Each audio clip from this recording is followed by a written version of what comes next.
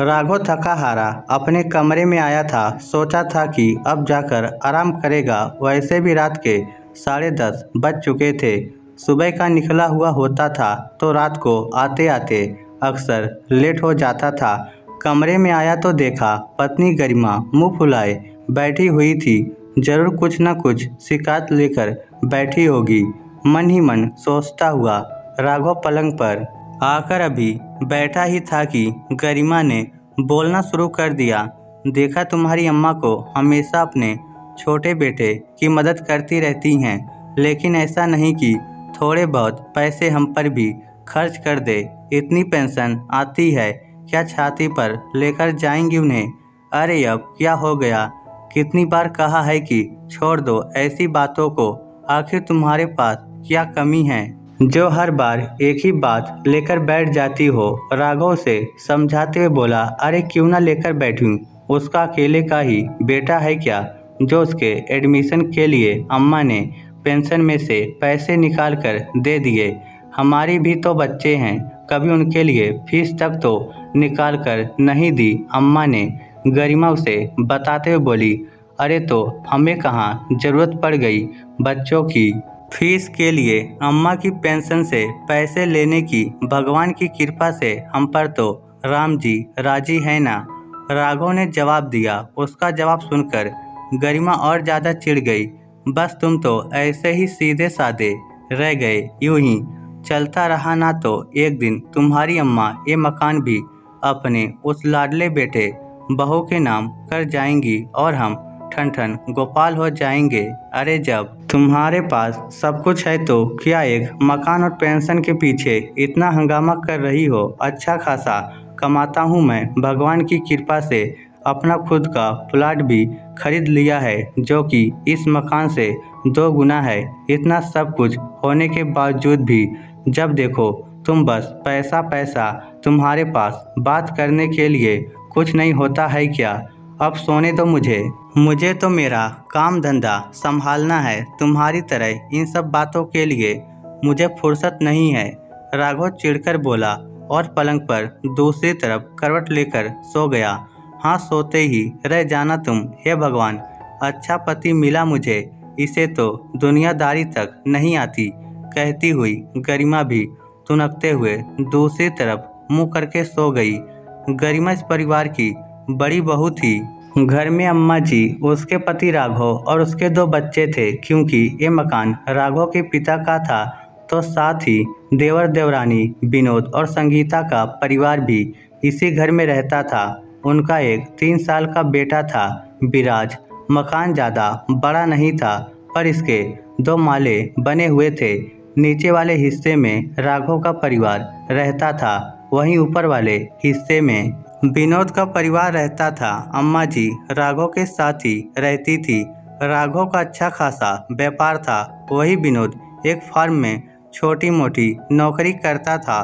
भगवान की कृपा से राघव के पास पैसों की कोई कमी नहीं थी। उसके बच्चे भी बड़ी स्कूल में पढ़ते थे, यहाँ तक कि उसने अपनी मेहनत से अपना एक प्लॉट तक खरीद रखा था जो कि क्षेत्रफल में इस मकान से दुगना था। वही विनोद की छोटी मोटी नौकरी थी तो अक्सर पैसों की कमी बनी रहती थी। इस कारण संगीता भी थोड़ी बहुत सिलाई का काम कर लिया करती थी। हालांकि वह दोनों कम में भी खुश थे। अम्मा जी की भी महीने में 20,000 रुपये पेंशन आती थी तो थोड़ी बहुत वह विनोद की मदद कर दिया करती थी। लेकिन ये बात गरिमा को बिल्कुल अच्छी नहीं लगती थी। मन ही मन वह बहुत ज़्यादा चिढ़ती थी कि अम्मा जी रहती तो हमारे साथ है, लेकिन मदद विनोद की करती हैं, क्यों नहीं वह विनोद के पास ही जाकर रह लेती। लेकिन राघव इसके पक्ष में नहीं था। उसका मानना था कि वह व्यापार में इतनी तरक्की कर रहा है तो ये उसकी अम्मा का ही आशीर्वाद है। आखिर राघव के आगे गरिमा ज़्यादा कुछ कह नहीं पाती थी। पहले तो देवर देवरानी भी साथ रहते थे। उस समय भी गरिमा बहुत ज़्यादा किचकिच करती थी। उसे लगता था कि घर का सारा खर्चा वह लोग उठाते हैं। लेकिन जब संगीता प्रेग्नेंट हुई तो गरिमा ने नाक में दम करके रख दिया। अब छोटी बहू प्रेग्नेंट थी तो अम्मा अपने पास से भी कुछ खर्चे कर देती थी।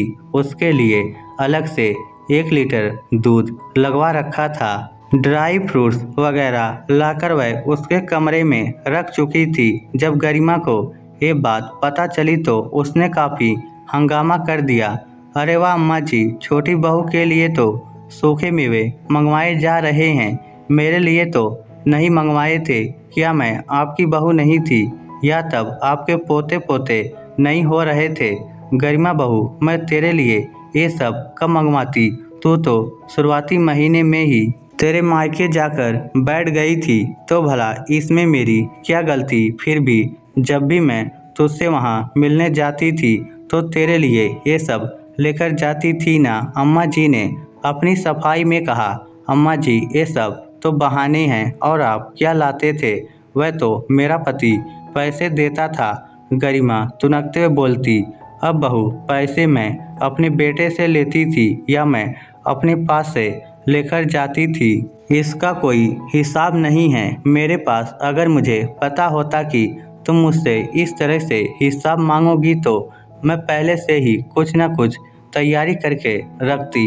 ये कहकर अम्मा जी बात को ख़त्म कर देती, लेकिन अब रोज ही बहस होने लगती थी।